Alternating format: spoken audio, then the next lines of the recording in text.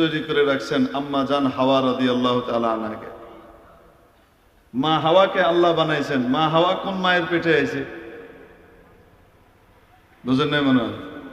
তো মা ছাড়াই আল্লাহ বানাইছেন, কিন্তু পুরুষ থেকে বানাইছেন। আদম আলাইহিস সালামের পাঁজরের, বাম পাঁজরের সবচেয়ে শক্ত কড়া যে হাড়, বাঁকা হাড়, ওইটা থেকে বানাইছেন। এমন না যে প্রত্যেক স্ত্রী তার স্বামীর বাম পাঁজরের আড্ডি থেকে তৈরি হয়েছে। আমাদের ভিতরে কিন্তু একটা কথা প্রচলিত আছে, প্রত্যেক স্ত্রী তার স্বামীর থেকে কিন্তু তৈরি হয়েছে। প্রত্যেক স্ত্রী যদি তার স্বামীর থেকে তৈরি হয়, তাহলে কন্ত দিয়ে কোনো কোনো বেড়া আছে না 4টা বিয়ে করছে, তাহলে বাম পাঁজরে আড্ডি কয়টা কম হইব? আর যে বেড়া মনে করেন বউ একটা মরছে, আরেকটা ছাড়ছে, এমন করে আরেকটা লইছে, এরকম করে করে 20টা বিয়ে করছে, আর বাম দিকে তো কোনো আড্ডি থাকতো না। অন্য কেন? হে বেড়ার তো আড্ডি সবই আছে। তার মানে বোঝা গেল প্রত্যেক স্ত্রী তার স্বামীর হাড় থেকে তৈরি হয়নি, বরং স্ত্রী জাতিকে স্বামী জাতির, স্ত্রী জাতির মূলকে স্বামী জাতির মূলের বাম পাঁজরের হাড় থেকে তৈরি করা হয়েছে। স্বামী জাতির মূলকে আব্বাজান হযরত আদম আলাইহিস সালাম, স্ত্রী জাতির মূলকে আম্মাজান হযরত হাওয়া রাদিয়াল্লাহু তাআলা আনহা।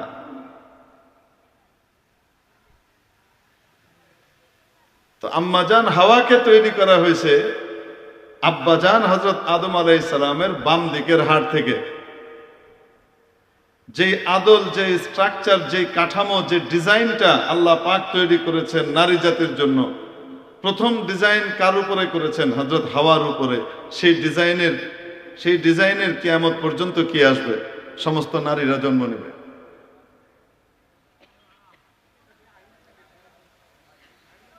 বুঝাতে পারি নাই মনে হয়?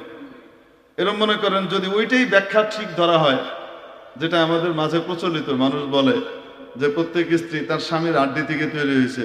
তো এক বেডির বিয়ে হয়েছে, তারপরে হ্যাঁ স্বামী মরে গেছে, আরেক বেটার লগে বিয়ে হয়েছে, তারপরে হ্যাঁ আবার ছেড়ে দিছে, তারপরে আরেক বেটার লগে বিয়ে হয়েছে। এখন হ্যাঁ কার আড্ডি দিয়ে তৈরি হয়েছে?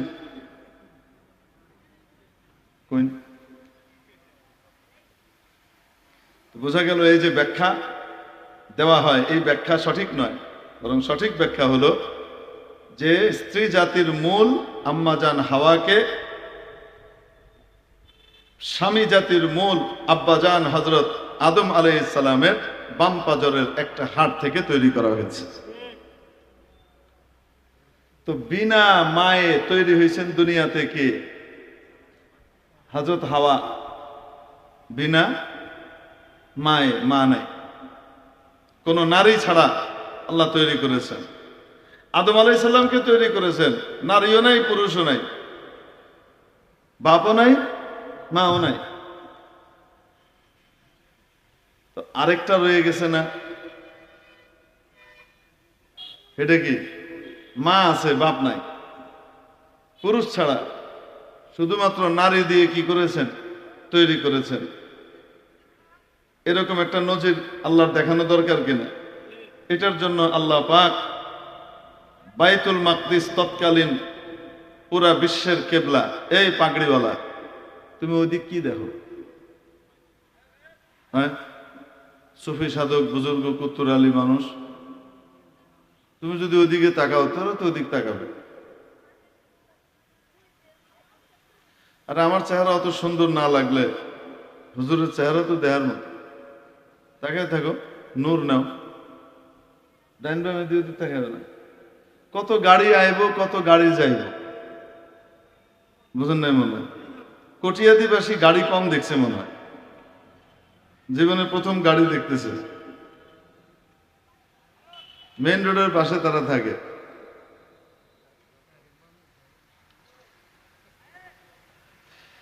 এই যে কিছুক্ষণ পরে ইনশাআল্লাহ সুলতানুল ওয়াইজিন সাহেব আসবেন, পীরে কামেল আল্লামা খালেদ সাইফুল্লাহ আইয়ুবী সাহেব হুজুর আসবেন।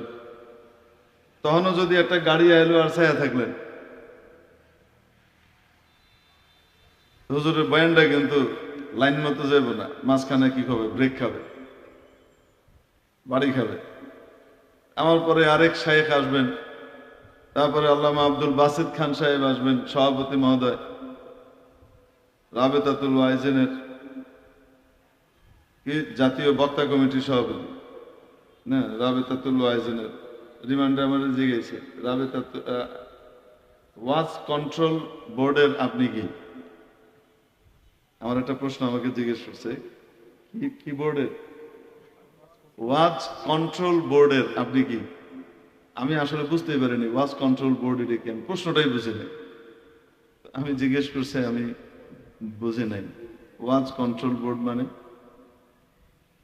তো ডিসি সাহেব প্রশ্ন করতেছিলেন, পুলিশের ডিসি, আর দুই পাশে এডিসিরা বসা, আমাকে মাঝখানে চেয়ারে বসেছে। তো পাশ থেকে এক এডিসি সাহেব বলতেছেন, ওই যে রাবেতাতুল ওয়াইজিন আছে না, রাবেতাতুল ওয়াইজিন,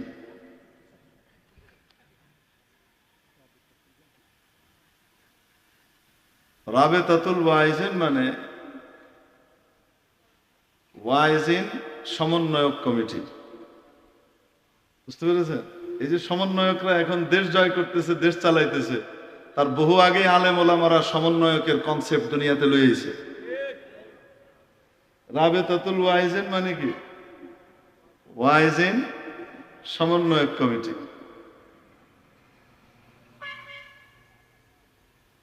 এটার নাম তারা কি দিছে? ওয়াজ কন্ট্রোল বোর্ড। মানে এই বোর্ড ওয়াজ কন্ট্রোল করে, এই বয়ান দিতে পারবা, এই বয়ান দিতে পারবা না, সরকারের বিরুদ্ধে কইতে হবে, এই কইতে হবে, এই কইতে হবে, এগুলি রাবেতাতুল ওয়াইজিন কি এটি করে? এটা তো কখনোই করে না। তো দুঃখও লাগছে, হাসিও পাইছে।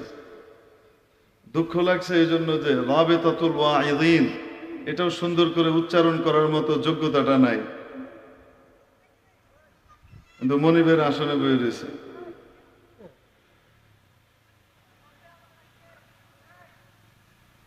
আল হাইয়াতুল উলিয়া লিল মাদারিসিল কওমিয়া বাংলাদেশ, উচ্চারণ করতে গিয়ে যে কার কি দশা হয়েছিল সেটা আর আমি এখন না করি। যদি পুরুষ মানুষ হতো তাহলে কইতাম, যেহেতু নারী মা জাতির সদস্য, এই জন্য কিছু বলার সমীচীন মনে করতেছে না, উচ্চারণ করতে জান বাড়িয়ে যেতেছে। আলাইয়াতুল উলুয়া, আরেকটাকে উলাইয়া, মানে এক একজন এক এক নামে কি করতেছে, মানে নামটাই উচ্চারণ করতে পারতেছে না। আল্লাহু আকবার। এই জন্য দুঃখ লাগছিল।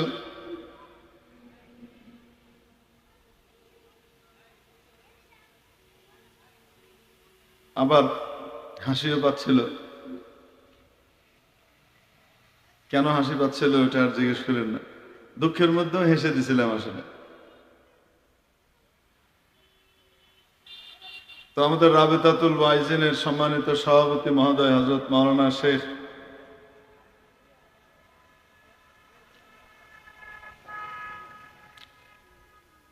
আব্দুল বাসিত খান সিরাজি দামাত বারাকাতুহুল আলিয়া তাশরীফ আনবেন কিছুক্ষণ পরে। তারপরে আবার হযরত শেখ আল্লামা মুফতি নোমান কাসমি সাহেব দামাত বারাকাতুহু উনিও তাশরীফ আনবেন। আল্লামা মুফতি ওমর আহমদ সাহেব দামাত বারাকাতুহু তাশরীফ আনবেন। এত বড় বড় আলোচকরা সব আসবেন, শুনতে থাকবেন। আলোচক যত বড় হোক আর ছোট হোক, আলোচক কার আলোচনা করে? আল্লাহ যত বড় তার আলোচনাও তত বড়। অতএব আল্লাহ আল্লাহ রসুলের আলোচনা যখন চলে, ওই মজলিসের ভিতরে আদব রক্ষা করতে হয়। ডানে বামে তাকানো, বিনা প্রয়োজনে এদিক ওদিক মনোযোগ দিয়ে রাখা,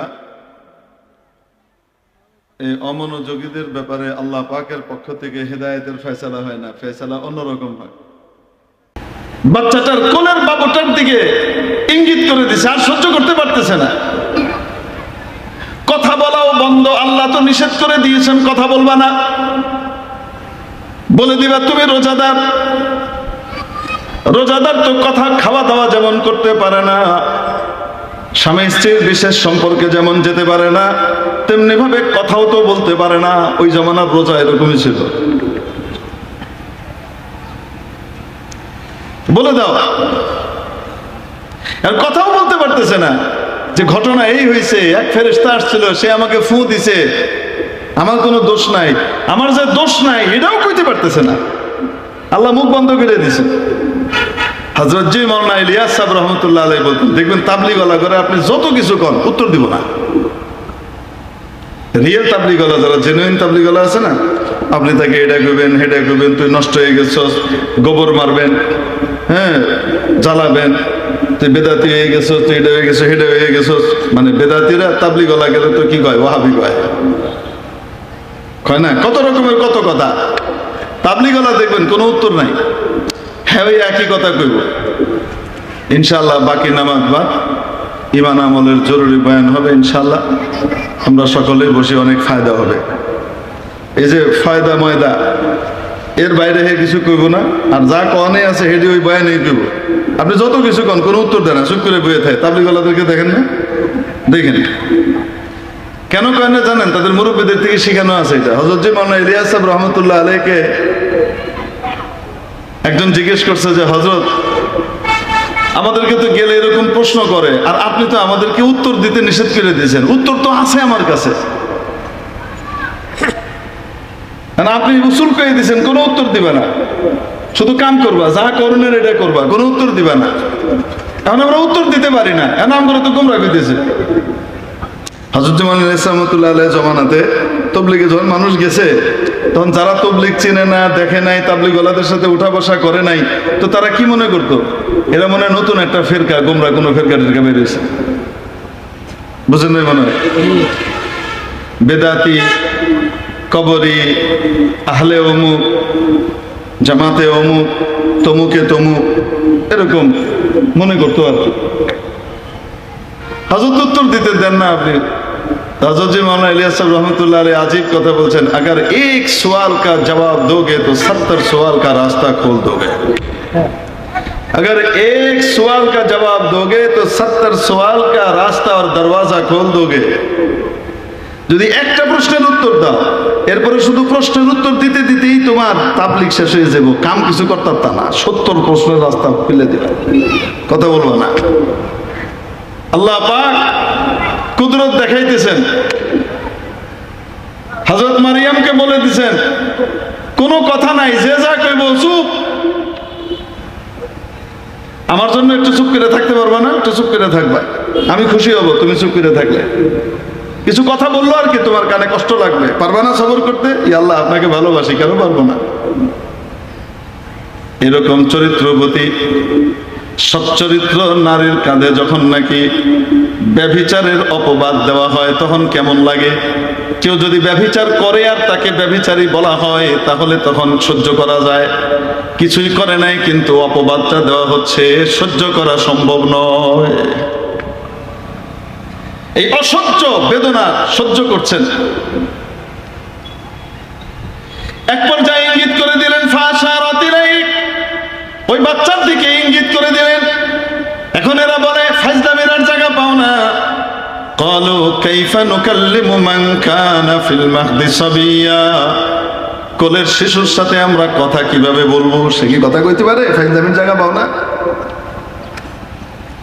মাওলানা পাক কুদরত দেখাই দিয়েছেন, যখন নাকি মা পরিপূর্ণ সবর করেছে, ধৈর্য ধরেছে, আল্লাহর বিধান পরিপূর্ণ পালন করেছে, আল্লাহর জন্য দুঃখ কষ্ট হজম করেছে, বরদাস্ত করেছে, বাক্যবাণে জর্জরিত হয়েছে, এই কোরবানি আর ত্যাগ যখন মা দিয়েছে, রব্বুল আলামিন কুদরত দেখাইলেন তার সন্তানকে দিয়ে। ক্বালা ইন্নী আব্দুল্লাহ, এই কোলের বাচ্চা উত্তর দেয়, নিজেই কয় আমি আল্লাহর বান্দা। কি বলে? আতানিয়াল কিতাবা ওয়া জাআলানি নাবিয়্যা, আমাকে আল্লাহ কিতাব দান করেছেন, আমাকে জন্মসূত্রে নবী বানিয়ে দিয়েছেন। ওয়া জাআলানি মুবারাকান আইনামা কুনতু, যেখানেই আমি যাব সেখানেই বরকত হবে, রহমত হবে, ওখান থেকে আযাব গজব চলে যাবে, আল্লাহর রহমত বরকত দিয়ে সেই জায়গা ভরে যাবে। وجعلني مباركا أينما كنت وأوصاني بالصلاة والزكاة ما دمت حيا। এই কোলের শিশু বলতেছে, নবজাতক শিশু, দুগ্ধবৎস শিশু, কয়েকদিনের বাচ্চা, সে কি কয়? আমাকে আল্লাহ আদেশ করেছেন নামাজের, আদেশ করেছেন যাকাতের। যতদিন আমি জীবিত থাকি আমি যেন আল্লাহর হক আদায় করি, আমি যেন বান্দার হক আদায় করি। আল্লাহ আমাকে শিখাইছেন এটা। আল্লাহর হকের প্রতিনিধিত্বকারী ইবাদত হিসেবে সালাতের কথা বলা হয়েছে, ও যাকাতি বান্দার হকের প্রতিনিধিত্বকারী হিসেবে যাকাতের কথা বলা হয়েছে। এখানে শুধু আল্লাহর হক না, বান্দার হকও জড়িত। মা দুমতু হাইয়া, যতদিন বেঁচে থাকবো আমি আল্লাহর হক আদায় করব, আমি বান্দার হক আদায় করব। ওয়াবাররাম বিওয়ালিদাতি ওয়া লাম ইয়াজআলনি জাব্বারান শাকিয়া, আমাকে আমার মায়ের পরিপূর্ণ অনুগত হিসেবে তৈরি করা হয়েছে। আমি আমার মার অত্যন্ত সুবোধ সন্তান হব, আমার মায়ের অবিডিয়েন্ট খেদমত গুজার হক আদায়কারী সন্তান হব। এই আদেশ দিয়ে আল্লাহ আমাকে পাঠিয়েছেন। কে কয়? আসতে বলেন। এই যে ছোট বাচ্চা, ইনার নামই হযরত ঈসা। হযরত ইয়াহইয়া আলাইহিস সালাম, হযরত ঈসা আলাইহিস সালাম দুইজন কাছাকাছি বয়সের, একজন মামু একজন ভাগনা। একজন মামু আর একজন কি? ঈসা আলাইহিস সালামের আম্মা মারইয়াম রাদিয়াল্লাহু তাআলা আনহার আপন খালাতো ভাইকে হযরত ইয়াহইয়া। তো মায়ের ভাই কি হয়? মামা হয়। মামা ভাগিনা আবার পিঠাপিঠি, কাছাকাছি। এই কাছাকাছি হইলে মামু ভাগনার সম্পর্কটা কেমন হয় এবার বুঝেন তো দেখি। এই দুই নবীর সম্পর্ক এরকম অদ্ভুত টাইপের ছিল।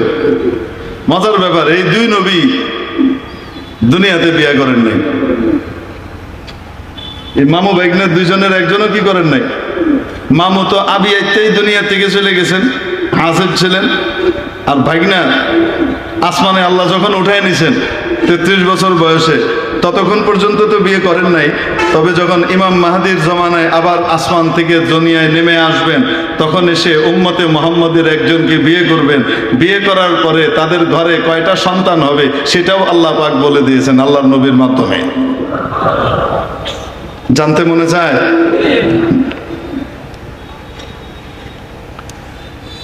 মেরে মুহতারাম দোস্ত, বলছিলাম আগেকার জমানাতেও রোজা ছিল কি ছিল না? এখনকার চেয়ে সহজ না কঠিন? বলেন। কঠিন রোজা ছিল। তখন শুধু খাওয়া দাওয়া পরিহার করলেই হবে না, কথাও পরিহার করতে হতো, কথা বলা যেত না। এমন রোজা আল্লাহ তাদেরকে দিয়েছিলেন। আমাদের জন্য রোজা কি কঠিন করেছেন না একটু সহজ করে দিয়েছেন? কথা বলার অনুমতি দিয়ে দিয়েছেন। নাহলে রমজান মাসে কোনো ব্যবসায়ী আর ব্যবসা করতে পারলো না, হইলে দিনের বেলা। ঈদের বাজার দিনের বেলায় বন্ধ, বুঝেন নাই মনে হয়? হোটেল যেমন বন্ধ থাকে, খাওয়ার হোটেল, দোকানপাটও কি থাকতো? বন্ধ থাকতো। কেন? কি বেচবে? বেচতে গেলেই তো কথা কইতে হইব, কথা কইলেই তো রোজা শেষ। আল্লাহ কত সহজ করে দিয়েছেন। এই রোজা আল্লাহ কেন দিয়েছেন? লাআল্লাকুম তাত্তাকুন। আল্লাহ বলেন যেন তোমরা তাকওয়া অবলম্বন করতে পারো। যদি মুত্তাকি হয়ে যাও, রিজিকের সমস্যার সমাধান আমি আল্লাহ করে দেব। তোমার যা প্রয়োজন সেটা আমি সমাধান করে দেব। তো এই রমজানের রোজা আল্লাহ পাক এটা দিয়েছেন তাকওয়া অর্জন করার বিশেষ মাধ্যম হিসেবে। আর যখন বান্দা মুত্তাকি হয়ে যায়, আল্লাহ পাক গায়েব থেকে তার জন্য রিজিকের ফয়সালা করেন, ইজ্জতের রিজিকের ফয়সালা করেন, যখন বান্দা গুনাহ থেকে নিজেকে বাঁচায়। হযরত মাওলানা আলী মিয়া নদভী রহমতুল্লাহ আলাইহি এক ঘটনা লিখেছেন। তখন প্রথম বিশ্বযুদ্ধ চলে। প্রথম বিশ্বযুদ্ধ শুরু হওয়ার পরে সব জায়গায় যোগাযোগ বিচ্ছিন্ন হয়ে গেছে, ডাক বিভাগের যে সিস্টেম এটা ভেঙে পড়েছে। সিরিয়ার একটা ছেলে মিশরে জামে আজহারে পড়তো। জামে আজহার তখনও মাখলুত হয়নি, এখন মাখলুত হয়ে তার আসল রূপ হারিয়েছে। এখনো মিশরওয়ালারা তাকে আজহারের শরীফ বলে, আজহার শরীফ। তো জামে আজহারে ওই ছেলে পড়তো, বাহিরে এক জায়গায় মেসে থাকতো। যুদ্ধ শুরু হওয়ার পরে না বাড়ি যেতে পারতেছে, না বাড়ি থেকে টাকা আসতেছে। টাকা পয়সা শেষ, খাওয়া দাওয়া নাই। জুমার নামাজের সময় হয়ে গেছে, 2 দিন হয়েছে, কোনো খাওয়া দাওয়া নাই। পানি দিয়ে কি করে? ক্ষুধা নিবারণ করে। জুম্মার ওয়াক্ত হয়েছে, নামাজ পড়ার জন্য চলে গেছে জুম্মার নামাজ পড়তে।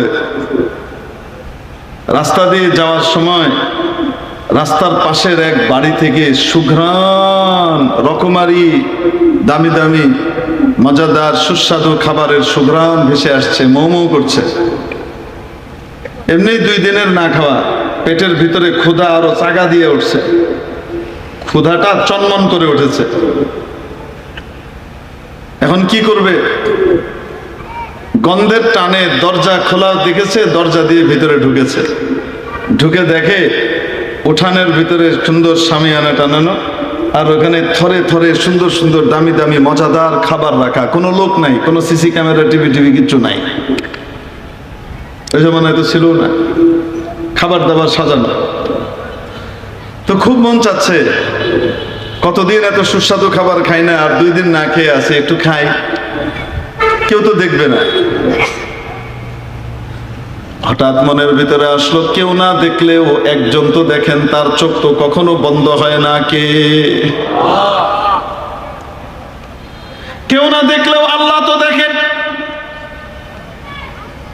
এই খাওয়া তো চুরি হবে, কিয়ামতের দিন জবাবদিহি করা লাগবে। কোত্থেকে জবাবদিহি করব? আল্লাহ অসন্তুষ্ট হবেন, আল্লাহর অসন্তুষ্টের কাজ করব না। খাবারকে ওইভাবে রেখে বেরিয়ে চলে আসছে। ছোট দরজা ছিল দেয়ালে, ঢুকেছে, দেখেছে, বেরিয়ে চলে আসছে। মসজিদে নামাজ পড়ে নামাজ আদায় করে চলে গেছে রুমে গিয়ে শুয়ে আছে। এদিকে ওই দিন জামে আজহারের জামে মসজিদে, সেন্ট্রাল মসজিদে একটা বিয়ের অনুষ্ঠান ছিল। ওখানকার এক সম্ভ্রান্ত ব্যক্তির মেয়ের বিয়ে হওয়ার কথা। শেখুল আজহারকে বলে রেখেছে, জাতীয় খতিবকে, যে উনি কি পড়াবেন? বিয়ে পড়াবেন। এর মধ্যে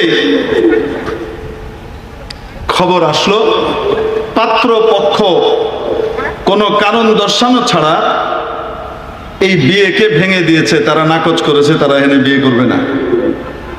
এদিকে কনে পক্ষের লোকরা সবাই এসেছে, বিয়ে হবে। ভদ্রলোক অনেক আত্মীয় স্বজনকে দাওয়াত দিয়েছেন।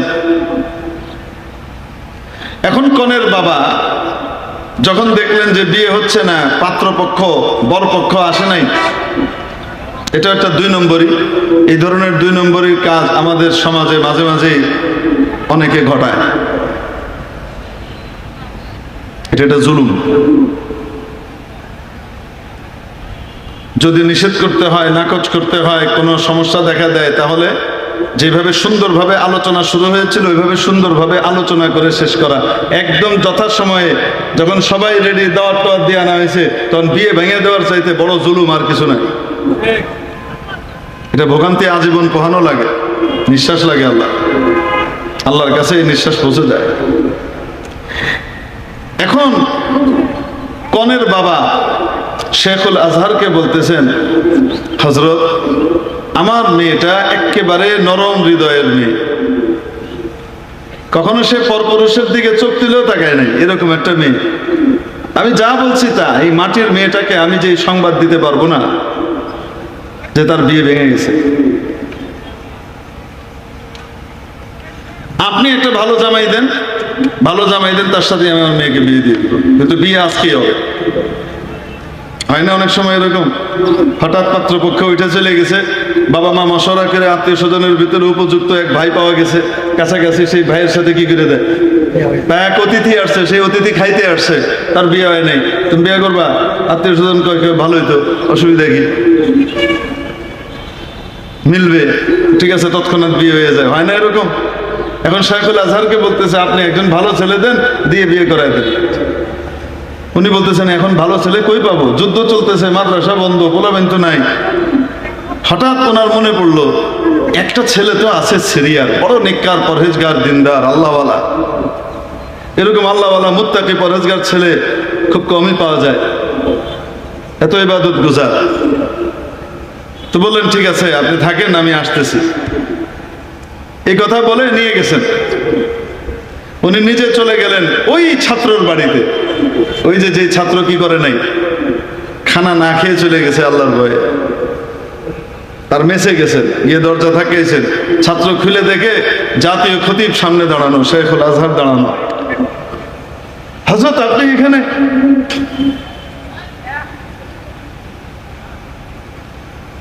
যা মিম্মা বুদিলতা বি। তারপর বলতেছে, হযরত আপনি এখানে? বেটা চলো আমার সাথে। সাথে করে নিয়ে গেছেন। যেতে যেতে বলতেছেন, বেটা তোমাকে যদি আমি কারোর সাথে বিয়ে দিই তুমি বিয়ে করবা? বলেন, হযরত আমার আব্বা আম্মা তো আপনার কাছে আমাকে দিয়ে গেছেন, আপনি যা ভালো মনে করেন। আমার আব্বা আম্মার মনে হয় আপত্তি থাকবে না। আমার আব্বা আম্মার আপত্তি না থাকলে আমারও কোনো আপত্তি নেই। শেখুল আজহার নিয়ে বসাইছেন, বিয়ে পড়াই দিছেন। মেয়েও দেখে নেই, কিচ্ছুই হয় নাই। কি হয়ে গেছে? বিয়ে হয়ে গেছে। বিয়ে হওয়ার পরে সাথে করে নিয়ে গেছেন। নিয়ে গিয়ে জামাই সহ এবার খানা দানার দাওয়াত, খাওয়া শুরু হবে। দামি দামি রকমারি খাবার সামনে রাখা হয়েছে, সবাই খাওয়া শুরু করবে। জামাই বাবাজি কান্নাকাটি শুরু করে দিছে।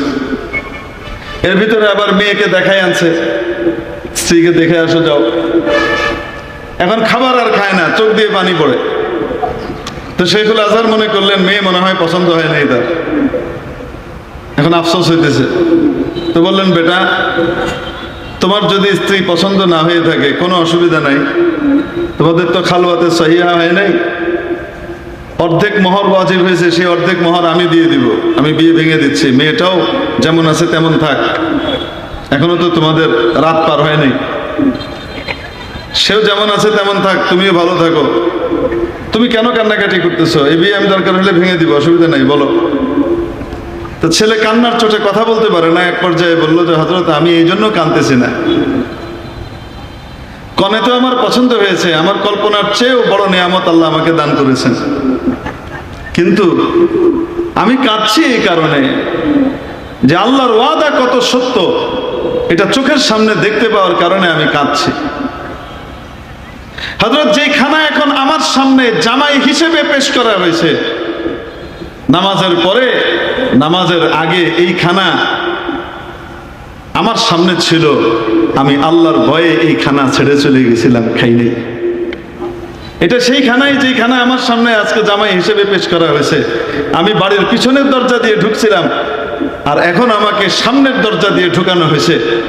এই আলিশান বাড়ির, যেই বাড়ির খানা তখন যদি আমি খেতাম, এই হারামটা নিতাম, আল্লাহ অসন্তুষ্ট হইতেন, আযাবও হইতো, নিয়ামত থেকেও বঞ্চিত করে দিতেন। তাকওয়া অবলম্বন করেছি, কেউ দেখে নাই, আল্লাহ পাকের ভয়ে গুনাহ ছেড়ে দিয়েছি। আল্লাহ পাক যেই খানাকে ছেড়েছি সেই খানা ওই বাড়িতে চিরকালের জন্য বরাদ্দ করে দিয়েছেন, এটা দেখে কাঁদতেছি। ওয়ায়ারযুকুহু মিন হাইসু লা ইয়াহতাসিব। তাহলে খাবার দাবার সবকিছুর সমস্যার সমাধান কোন পথে? তাকওয়ার পথে। কিসের পথে? আল্লাহর ভয়ের পথে। কোন পথে? রিজিকের সমস্যার সমাধান কোন পথে? এই আল্লাহর ভয় শেখানো হয় স্কুল, কলেজ, ভার্সিটিতে। আল্লাহর ভয়ের তালিম, তরবিয়ত, শিক্ষা দীক্ষা দেওয়া হয় কলেজ, ভার্সিটিতে। কোথায়? আসতে বলেন। তাহলে রিজিকের সমস্যার সমাধানের চাবিকাঠি পাওয়া যায় কওমি মাদ্রাসায়। সেখানে শয়তান এসে আমাকে আপনাকে ধোঁকা দেয়। কি ধোঁকা দেয়? মাদ্রাসায় যদি দাও কি খাইবো, কি পরবো, সরহারি চার হিফাইতো না, কি খাইবো কি পরবো, ঠিক কিনা? এটা শয়তানের ধোঁকা।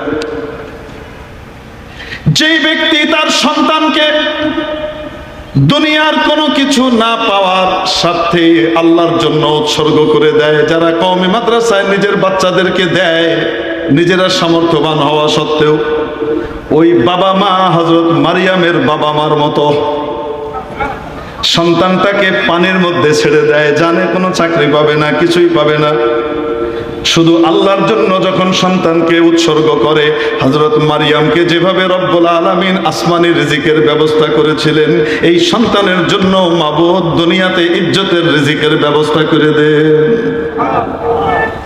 বুঝতে পারছি? এই জন্য মাদ্রাসায় পড়লে কি খাইবো কি পড়বো, খাওয়ায় কেডা পড়ায় কেডা? আসতে বলেন। যে আল্লাহর জন্য উৎসর্গ করলে আল্লাহ খাওয়াবেনও পড়াবেনও ইনশাআল্লাহ। তো এই তাকওয়ার শিক্ষা দেওয়ার জন্য, রিজিকের সমস্যার সমাধান করবার জন্য তাকওয়ার কেন্দ্রস্থল মাদ্রাসায় বাচ্চাদেরকে কে কে দিব? হাত উঠায় দেখে। লিল্লাহি তাকবীর।